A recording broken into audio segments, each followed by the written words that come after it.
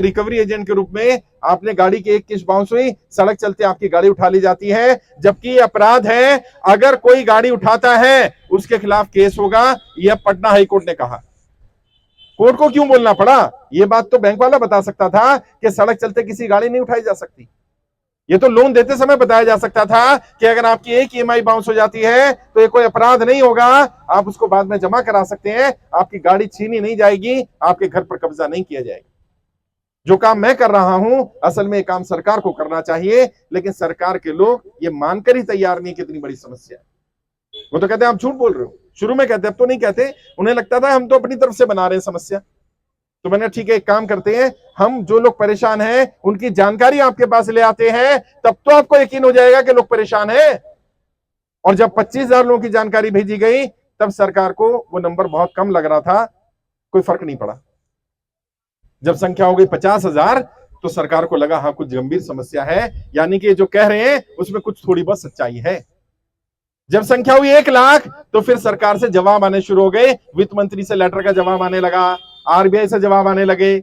जब संख्या हुई 2 लाख तो प्रधानमंत्री कार्यालय से जवाब आने लगे, और अभी 4 लाख से ज्यादा लोग आवेदन कर चुके हैं। सोचिए जिस दिन 1 करोड़ हो जाएंगे उस दिन क्या होगा। जहां मैं खड़ा हूं ना, यहां सरकार खड़ी होगी, सरकार आकर के आपसे कहेगी भाई बताओ क्या करना है। लेकिन वो 1 करोड़ होंगे कैसे, हम उन तक पहुंचेंगे कैसे? मैं वर्धा आ गया, लेकिन मैं आपके गली मोहल्ले में तो नहीं आ सकता, एक एक घर तो नहीं जा सकता। आप जा सकते हो, आप तो अपने गली मोहल्ले में रहते हो ना। बस इतना सा कर लो कि अपने आस पड़ोस के 100, 200, 500 लोगों को ये जानकारी दे दो बस कि भाई अगर कर्जा है तो कोई गलत कदम मत उठाना, कर्जा है तो परेशान मत होना, देश में निःशुल्क कर्ज मुक्त भारत अभियान चल रहा है। बस इतनी जानकारी दे दो। कोई फॉर्म का लिंक भी देने की जरूरत नहीं अगर तुम नहीं देना चाहते। ये भी बताने की जरूरत नहीं तुम्हारे ऊपर कर्जा है, कुछ भी मत बताओ। जितने तुम्हारे व्हाट्सएप के ग्रुप हैं उनमें ही डाल दो कि भाई गूगल पे सर्च कर ले कर्ज मुक्त भारत अभियान। जैसे वो गूगल पे सर्च करेगा उसे फॉर्म का लिंक भी मिल जाएगा, मेरी वीडियोस भी मिल जाएंगी, सारी जानकारी वहीं पर मिल जाएगी। अब आपको कोई और लिंक देने की जरूरत नहीं है। लेकिन ज्यादा से ज्यादा लोगों तक जानकारी पहुंचाओ। हम बहुत सारे लोगों तक पहुंच नहीं पा रहे। ये जो घटना घटी आज अखबार में आ जाइए, कल की घटना है, हम उस व्यक्ति तक नहीं पहुंच पाए, उसे पता ही नहीं चला। और मैं एक दावे के साथ कह सकता हूं, अगर उस व्यक्ति को पता होता कि कोई व्यक्ति कर्जा मुक्ति अभियान चला रहा है तो वो अपने परिवार को नहीं मारता, वो आत्महत्या नहीं करता। कम से कम एक उम्मीद तो होती कि कोई है जो हमारी लड़ाई लड़ रहा है, आज नहीं तो कल शायद कर्जा माफ हो जाएगा।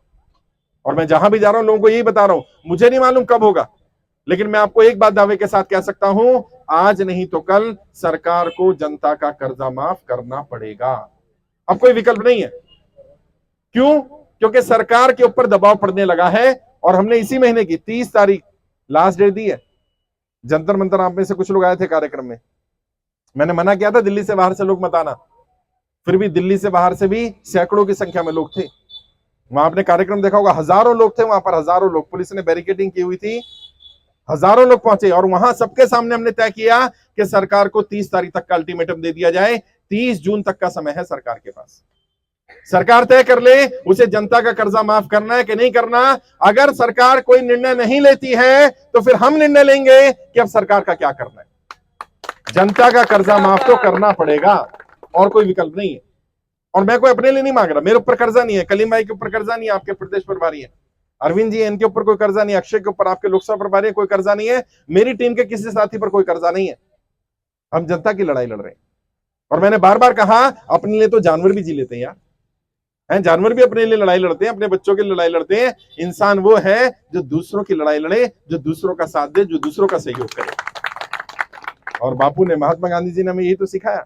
उन्होंने अपने लिए थोड़े लड़ाई लड़ी थी भाई, उन्हें तो पता था, वो बैरिस्टर थे, अच्छी कमाई कर रहे थे, अच्छा स्टेटस था, साउथ अफ्रीका में रहते रहते क्यों आए थे? आम जनता के लिए, आम जनता की लड़ाई लड़ने के लिए। समाज में से कुछ लोगों को आगे आना पड़ेगा। जैसे मैंने कहा कि मैं अपनी तरफ से एक एक जगह जा रहा हूं, लोगों से मिल रहा हूं, बात कर रहा हूं, लेकिन आपको भी लोगों तक ये जानकारी पहुंचानी पड़ेगी।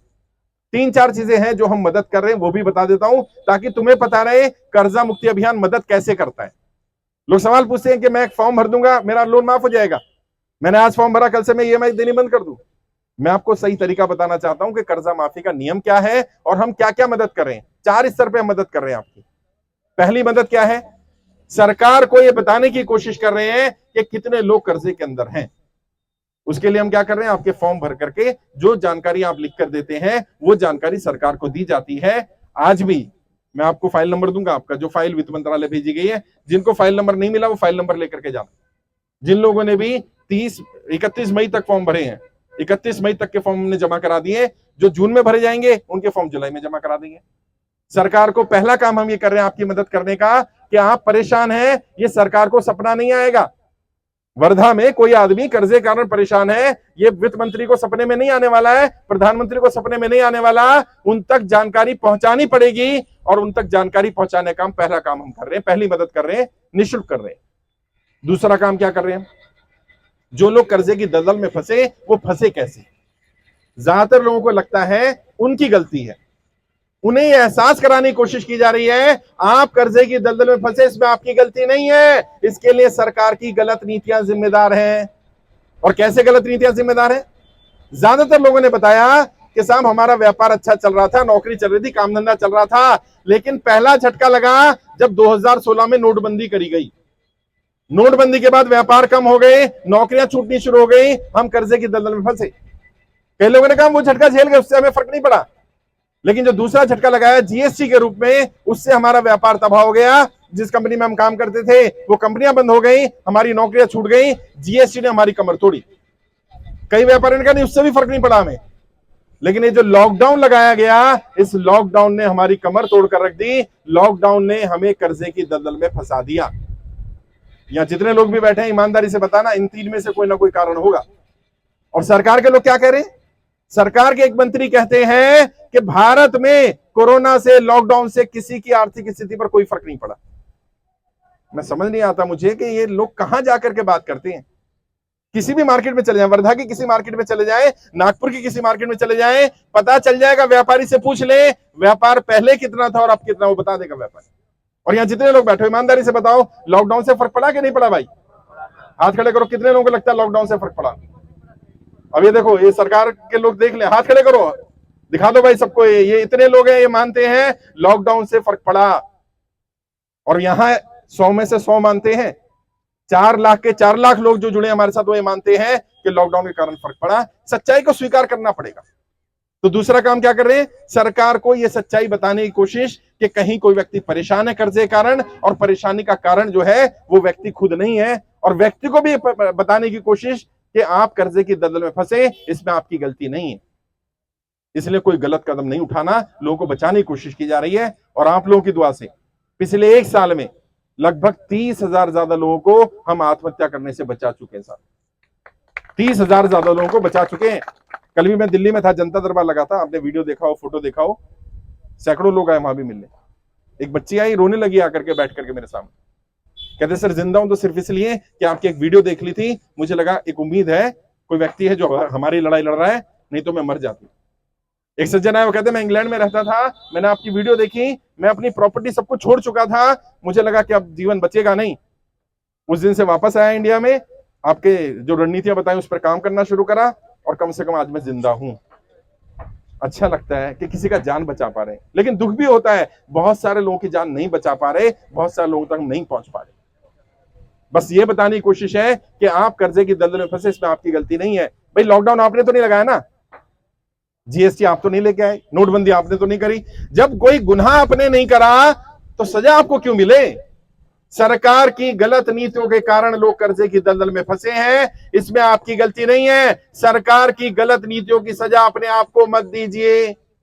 कोई गलत कदम नहीं उठाना। और किसी को दिक्कत आ रही हो, रहने की दिक्कत आ रही हो, खाने की दिक्कत आ रही हो, कोई और समस्या आ रही है, मेरी टीम के साथियों से संपर्क करो, मुझसे संपर्क कर लो, तुम्हारे रहने खाने की व्यवस्था भी करा दूंगा। कम से कम कोई गलत कदम मत उठाओ बस। और हर किसी को ये बताओ, कोई आपके जान पहचान में व्यापारी हो, नौकरी करने वाला हो, नौकरी छूट गई, कोई दिक्कत आ रही है और वो व्यक्ति किस्त नहीं भर पा रहा, उसको बोलो कोई बात नहीं, अगर तेरे को रहने खाने की दिक्कत आ रही है सर से संपर्क कर ले। हम लोग नाम तो नहीं लेंगे, लेकिन बहुत सारे लोगों की हम मदद कर रहे हैं। किसी को कहीं गुरुद्वारे में बात कर रहे हैं, किसी को कहीं धर्मशाला में बात कर रहे हैं, बहुत सारी जगह मंदिर मस्जिद गुरुद्वारों में बात की गई है, कई जगह सांसद के पास भेजा गया, विधायक के पास भेजा गया, और उनको दवाई के खाने के पैसे दिलवाए जा रहे हैं। आपके भी जो सांसद हैं उनके पास भी भेज दूंगा, और करनी पड़ेगी उन्हें मदद। भाई क्षेत्र की जनता है, जनता की मदद करनी पड़ेगी उनकी। तीसरा काम हम मदद क्या कर रहे हैं? मेरी ट्रेनिंग होती थी, जो भी अक्षय जी ने बताया, कर्जे से बाहर निकलने के 20 तरीके मेरी ट्रेनिंग हुआ करती थी, जो व्यापारियों के लिए होती थी और पैसे लगते थे उसके। वो ट्रेनिंग पूरी तरह से निःशुल्क है, आप YouTube पर जाकर के वो ट्रेनिंग देख सकते हैं। अभी लगभग 12 लाख से ज्यादा लोग वो ट्रेनिंग अटेंड कर चुके, और बहुत सारे लोगों ने बताया कि उसमें बताए गए तरीकों को अपनाकर हम कर्जे की दलदल से बाहर निकल रहे हैं। 20 तरीके दिए गए, 20 से ज्यादा तरीके हैं, कोई ना कोई तरीका आपके काम आ जाएगा। देख लो उसमें से कौन सा तरीका तुम्हारे काम आ सकता है। जो तरीका तुम्हें लगे तुम्हारे काम आ सकता है, उस तरीके का इस्तेमाल कर लो अपने लिए। चौथा जो हम मदद कर रहे हैं, जो सबसे बड़ी मदद है, क्या? सरकार पर दबाव बनाने की कोशिश। ये क्या है? ये यात्रा क्या है? एक कोशिश के सरकार पर दबाव पड़े कि कुछ लोग हैं जो गर्मी नहीं देखते। कितनी गर्मी पड़ रही है यार, सोचिए 1 किलोमीटर पैदल चलना हो ना, हालत खराब हो जाती है। ये लोग 70 किलोमीटर 60 किलोमीटर से पैदल चल रहे हैं, हिम्मत की बात है भाई। और मैं चाहता हूं एक बार जोरदार तालियां उन सारे साथियों के लिए होनी चाहिए जिन्होंने यात्रा करी है, पैदल यात्रा करी है यार, इतनी गर्मी में। ये जोश आपको देख के पैदा हुआ था जज्बा, वो जो भी है, लेकिन हिम्मत है। क्योंकि मैं अगर इतनी गर्मी में चलने को कहूंगा ना, 2-4 किलोमीटर बाद मैं चल नहीं पाऊंगा। और 3 दिन में अगर 60 किलोमीटर पैदल चला जाए, 70 किलोमीटर पैदल चला जाए, तो ये तो हिम्मत की बात है भाई। ये दबाव बनाने की कोशिश है। जंतर मंतर पर हम मिले, क्या करा हमने? सरकार पर दबाव बनाने की कोशिश कि सरकार को लगे कि परेशानी ज्यादा है। और दबाव कैसे बनता है? एक तो भीड़ देख करके दबाव बनता है, दूसरा जब आपस में लोग मिलते हैं उससे दबाव बनता है। जैसा भी कलीम भाई ने बताया, अक्षय ने बताया, जैसे किसी भाई ने सवाल किया था कि कोई परेशान कर रहा है, अगर तुमने एक दूसरे की मदद करने की जिम्मेदारी ले ली, कोई तुम्हें परेशान नहीं कर सकता। परेशान पता है कब कर रहा है? जब तुम अकेले अकेले अपनी लड़ाई लड़ रहे हो। वो कहानी सुनी थी ना बचपन में, एक लकड़ी होगी, कोई भी तोड़ देगा, लकड़ी का गट्ठर बन जाएगा, कोई तोड़ नहीं पाएगा। इकट्ठे हो जाओ, संगठित हो जाओ, और वो तोड़ेंगे तुम्हें। जाति के नाम पर, धर्म के नाम पर वो बांटने का काम करेंगे। तुम अड़े रहना, हमारी एक ही जाति है भैया, हम तो कर्जे वाले हैं, हमारा तो एक ही धर्म है, कर्जे वाले हैं, हमारा और कोई धर्म नहीं है, बस। और जब भी कोई बोले कि भाई वोट दे दो, सपोर्ट दे दो, उससे एक ही सवाल पूछो, कर्जा माफ करेगा क्या? सिंपल, और कोई नहीं। अगर वो कहे कि हाँ मैं कर्जा माफ करूंगा, उस नेता का, उस पार्टी का साथ दे देना। हमारी किसी नेता किसी पार्टी से लड़ाई नहीं है। जो जनता का कर्जा माफ करेगा हम उसका साथ देंगे, और जो जनता का कर्जा माफ नहीं करेगा हम उसका साथ नहीं देंगे। ये बात भी समझ लें। कोई पार्टी, लोग कहते हैं आप तो बीजेपी के खिलाफ हो, मैं कहता हूं सबसे पहले भारतीय जनता पार्टी कार्यकर्ताओं कर्जा माफ करो, क्या दिक्कत है इसमें? इसमें तो किसी को समस्या नहीं है। समस्या है क्योंकि कर्जा माफ नहीं करना ना, ये समस्या है। दिखावा करना है, वोट ले लेंगे, सपोर्ट ले लेंगे, लेकिन जब मदद करने की बारी आएगी मदद नहीं करेंगे। उनकी असलियत भी तुम पता कर लो।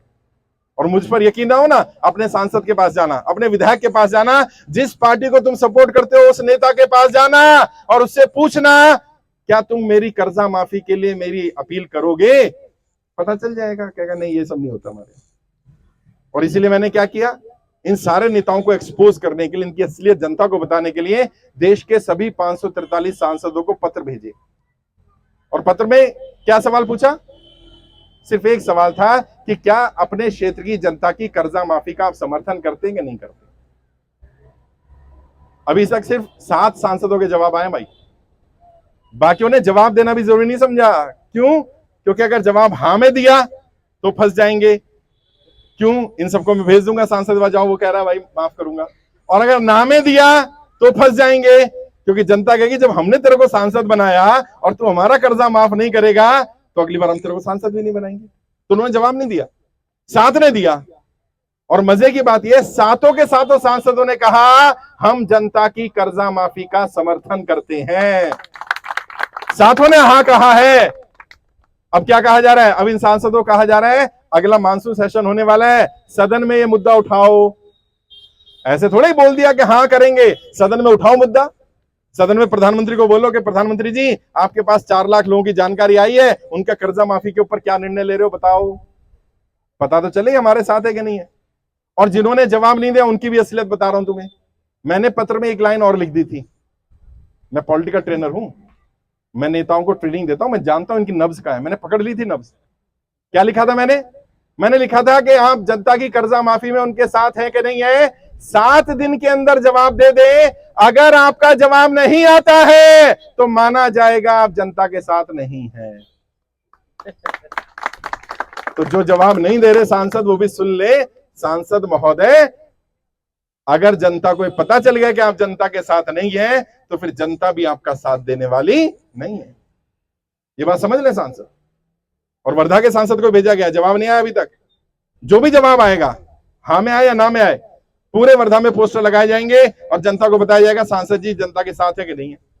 अगर जवाब नहीं आएगा तो ये मान लिया जाएगा कि सांसद साहब जनता के साथ नहीं है और फिर पोस्टर लगाए जाएंगे कि वो जनता की कर्जा माफी का समर्थन नहीं कर रहे। और यहां से डेलीगेशन भेजूंगा, कम से कम 100 लोग जाना। अक्षय जी हमारे लोकसभा प्रभारी, उनके साथ जाना, बाकी टीम बना करके जाना।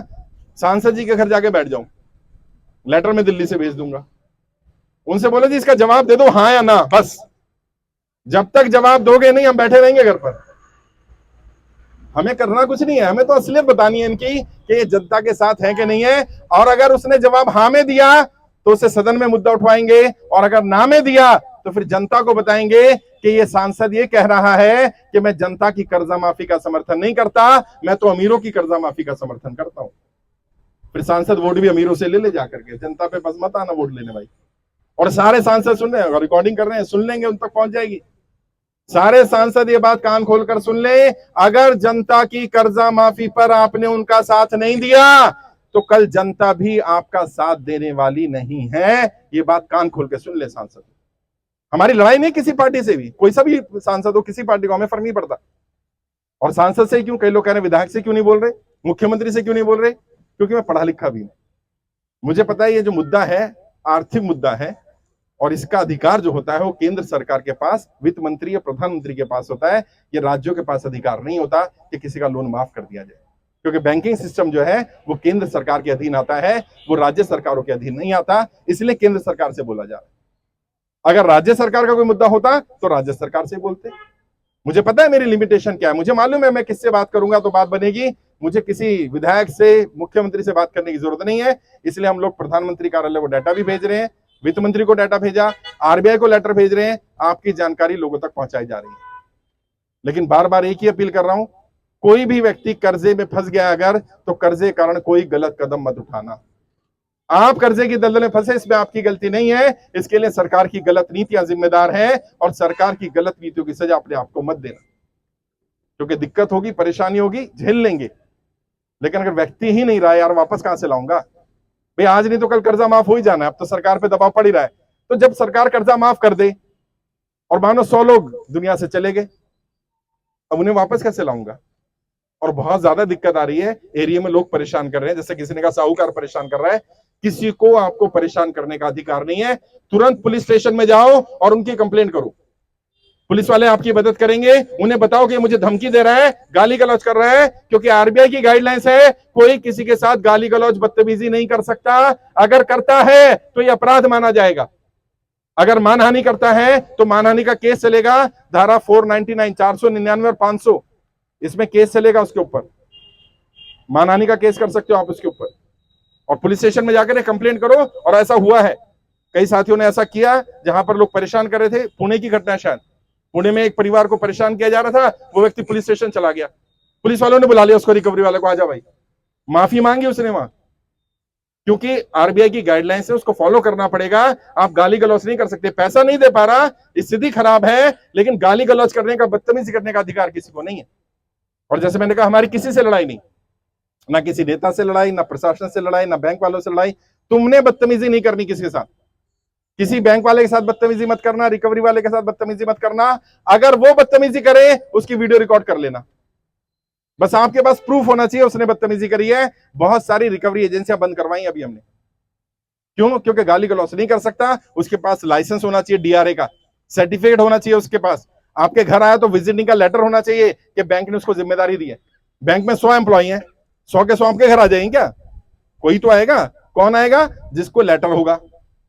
और बैंक से कोई नोटिस भी आता है आपको, बैंक का नोटिस है, कोर्ट का नोटिस है, वकील का नोटिस है। नोटिस कोई फांसी का फंदा नहीं है, नोटिस से डरने की जरूरत नहीं है। नोटिस आया, कोई बात नहीं, नोटिस को खोल लो, पढ़ लो, किसी वकील से सलाह ले लो, मुझसे सलाह ले लो, मेरी टीम से सलाह ले लो, हम लोग हेल्प कर देंगे कहां से नोटिस आया है और कैसे जवाब देना है। नोटिस का जवाब नहीं देंगे तो गड़बड़ हो जाएगी, जवाब देने में कोई दिक्कत नहीं है।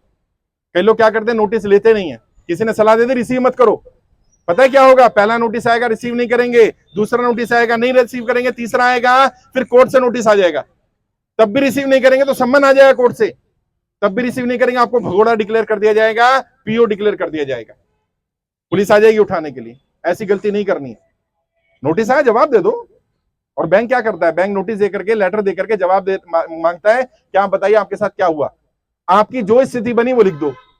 नौकरी छूट गई, व्यापार बंद हो गया, किसी कारण से तो किस्त नहीं भर पा रहे ना, जो कारण है वो लिखो। और आरबीआई भी कहता है अगर किसी की आर्थिक स्थिति खराब है, किसी घर में कोई बीमारी आ गई है, कोई व्यक्ति बीमार हो गया, कोई एक्सपायर कर गया, नौकरी छूट गई, व्यापार बंद हो गया, अगर वो अपनी जानकारी बैंक को देना चाहे तो दे सकता है, बैंक उसका लेटर रिसीव जरूर करेगा, बैंक लेटर रिसीव करने से मना नहीं कर सकता।